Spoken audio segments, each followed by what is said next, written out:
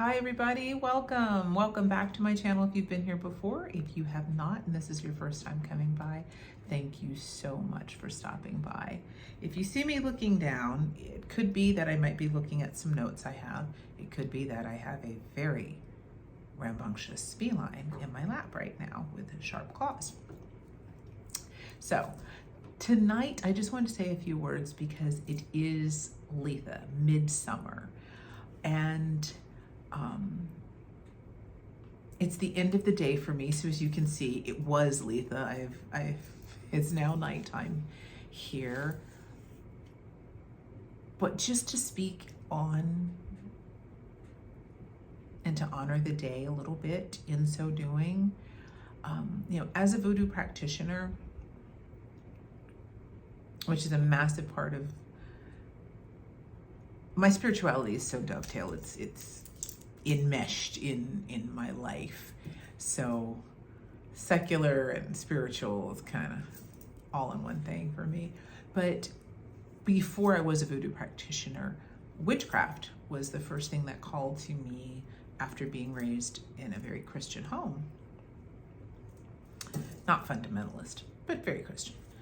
And I've kind of gotten away from my witchcraft practice, and I've been very called for about a year or two to get back into it. And there's so much study, which is always fascinating, that's required in whatever religion or spiritual practice.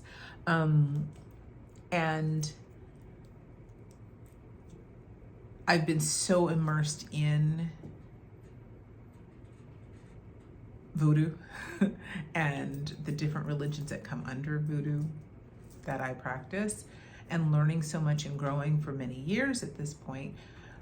But I'm being called back to that witchcraft practice and honoring the sabbats and esbats. So I'm really excited to embrace Litha and as the sabbat that we're now experiencing. And today, it's funny because Litha is midsummer. It is when the sun is at its absolute zenith. It is the longest day and the shortest night of the year. And summer in New Orleans is a special kind of hot. It is a very special kind of hot. So it's kind of funny. I'm just thinking about this stream of consciousness presentation here. But as I'm speaking and thinking, I'm realizing that today for us here was very mild weather. So even though the sun was at its highest, its longest, its most powerful, its most intense, for us today, because there was Tropical Storm Alberto, and my heart and all positivity goes out to anyone who's being affected by some serious flooding that's happening in Texas as a result of Tropical Storm Alberto. But because of that storm, even though it's hundreds of miles away, still having an effect on us, but in a positive way for us. So we've gotten these beautiful summer breezes that are not just hot swamp water mugginess. So the wind has been blowing these beautiful breezes, and there's been cloud cover, and it has not been, it's been partly sunny, partly cloudy. So for us, it's been actually really beneficial that even though the sun was at its zenith, it showed some mercy on us, so to say. But when we think about what does Litha mean? What does it represent? It's about that intensity of the sun's rays. It's about infusing potent and powerful energy that radiates and causes fertility. It's a very solar, God force kind of an energy about productivity and the divine masculine as the wheel of the year cycles through. And when I drew my card this morning for my own personal practice, for my own journaling, and I drew my card, it just, I love it when it all comes together. You know, I love it when you still can see the magic happen in the simple things, but it still sparks so much appreciation and joy for, you know, an esoteric life and practice. And so the card that I drew as my card for the day is the Queen of Wands. And this is from the Asphodylon Mythos Tarot, so the deck with this box, because there are two Mythos Tarot. So this is the Asphodylon Mythos, which is very quickly becoming a star player in my tarot collection. I am absolutely loving working with this deck. It really, really speaks. It really, really speaks to me. And I've gotten some really, really powerful and wonderful information that's come through in readings, both in my own daily journaling practice and for clients, which is where I was today. I had an opportunity to read for a wonderful group of people.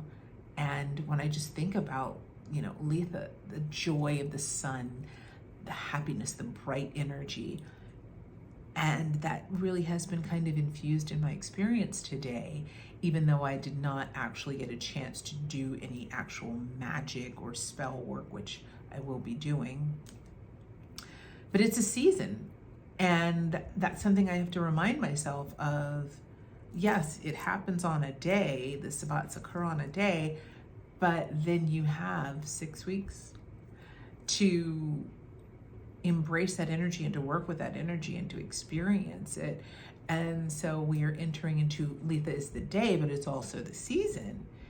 Kind of like, you know, Mardi Gras is the day, but Carnival is a whole season. So it's about the fire,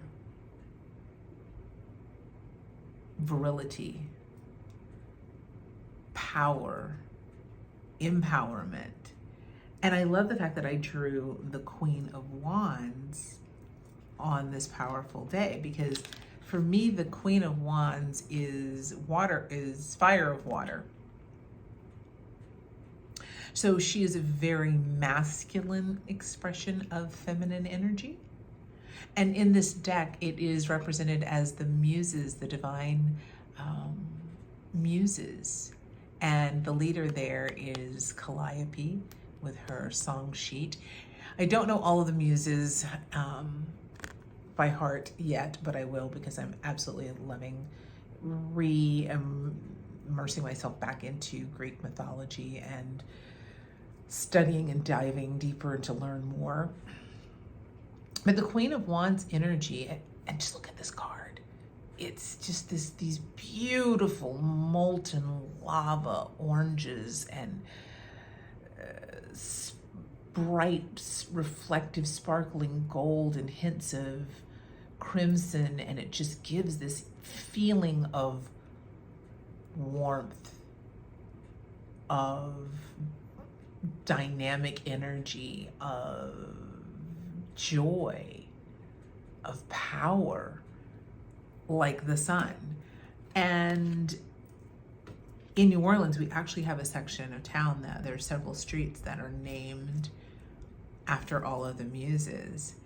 And we have a paddle boat that plays the Calliope. So Calliope is about, she's the songstress. She's about the music and boldly singing and expressing oneself with one's voice. And so when I think about this card on this day, questions that, as I was writing, that I'm going to continue writing on, but things that popped up, and maybe some things you might want to contemplate for yourself, is the fact that the Queen of Wands nurtures desire, nurtures passion, nurtures creativity with a bold expression of that energy. Queen of Wands energy is very unapologetic. It's very dynamic. It's very assertive. Like when I think of Queen of Wands, you know, if I did a deck and I don't really usually care for modern tarot images, but I always say Tina Turner. She is the quintessential Queen of Wands for me. So it's this bold, dynamic, powerful, assertive, possibly even aggressive energy that is very charismatic, is very joyful, like a bright light that just shines from within that cannot be suffocated. And so with this Queen of Wands, it makes me think questions to pose for all of us. How and where can we nurture the things that we're passionate about? How can we explore our own assertive power? Where are we playing small that maybe it's time to come out of that shell and to shine bright and boldly? What creative things have we not taken steps on that maybe it's time for us to explore? And when I think of the muses, is that singing? Is that writing? Is that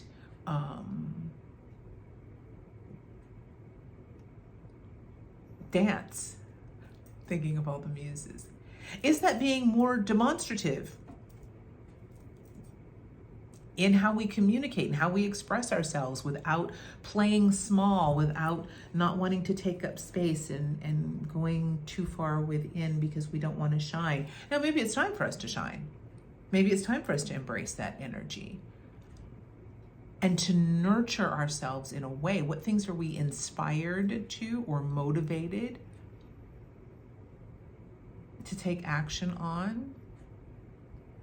And I love with this deck that the Sun card is Apollo. I love how she really just thought this out so well, because Apollo, as the sun, he is a god who is associated with the sun in Greek mythology. His lyre there that he's playing, he is also the leader of the choir director, so to say, of the muses. And so I think these cards just blend beautifully. And it's really given me some things to think about moving forward with how can I harness and use this energy. And for spell work, some things that you might want to do is work with food. Some of the berries that are summertime fruits, oranges themselves, peaches, the blackberries, all those things that have pulled in the sun while it's at its zenith to make them just bursting with delicious flavors while they're at their peak of this season for them. Stones and crystals you might want to work with. Ooh, I have a honey calcite actually right here. Honey calcite I absolutely love. Tiger's eye, citrine, orange calcite. Those would be fantastic stones to work with. I actually literally just while filming this saw my ring that a dear friend's husband made for me years ago, and my beautiful pentacle, the brass and the solar energy and change to that. So wearing the jewelry that will embrace the energy over the next few weeks as we start to work with this. Sunflowers, marigolds, and there's our plant helpers, plant kingdom. Just take a look at my notes down here for a second, guys.